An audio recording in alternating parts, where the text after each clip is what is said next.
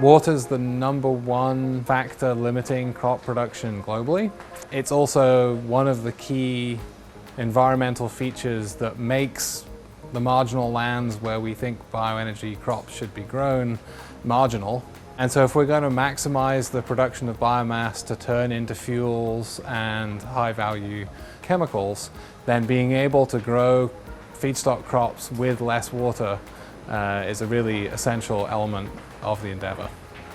The phenotyping facility gives us a capability we did not have until this year, and that's to be able to automatically and in real time measure the water use efficiency at the level of the whole plant. Every single plant you see around me is sitting on an electronic scale, and its weight is being measured every single moment of every single day. And we can use the loss of mass within a day to estimate the amount of water that's being used by the plant. At the same time, we use the automatic irrigation system to water the pots back to being fully wet, and then we're able to monitor the increase in mass that you get from the beginning of one day to the next day in order to actually measure the accumulating biomass that the plants are producing. When we put those two things together, that is our whole plant water use efficiency. It's one of the most important, but also one of the most laborious traits to measure. So the fact that we now have this facility which allows us to measure that automatically on hundreds of plants simultaneously is going to really accelerate progress in our research. One of the things we are looking to do is to take advantage of the special capabilities of C4 crops. They have a carbon concentrating mechanism within their leaves in order to engineer genes that regulate the development of stomatal pores on the leaf surface.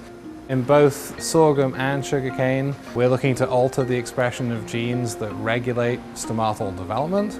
And there's a number of different target genes that we are exploring there, and a number of different promoters that you can use as part of your transgenic gene construct to control where and when those trans genes are turned on.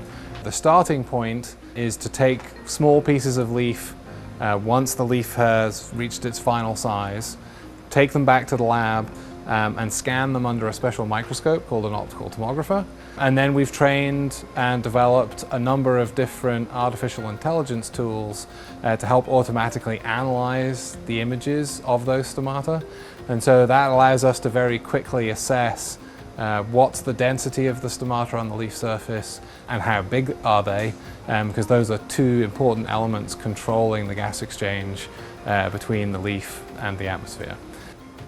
At the leaf level, we use a leaf gas exchange system in order to measure how much carbon dioxide is being pulled out of the atmosphere and into the leaf by photosynthesis, and simultaneously measure the amount of water vapor that is leaving the interior of the leaf and escaping to the atmosphere through the stomata.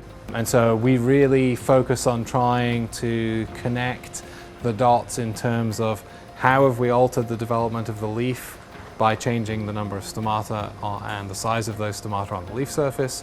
How does that in turn alter the physiological fluxes of gases in and out of the leaf? And then the phenotyping system here gives us the picture of what's happening when you sum that up across all of the leaves on the plant to get an understanding of what happens in terms of biomass production and water use at the whole plant level. I think it's really important to note that as we look to engineer improved water use efficiency in crops, there are special opportunities to do that in C4 crops, effectively to have your cake and eat it, to get reduced demand for water without compromising on productivity under standard growing conditions. And as we produce more and more genetic variants of these crops, it's the ability to take these measurements, the ability to do phenotyping that is frequently the bottleneck in the research program. So this is really an accelerator for all of our research efforts.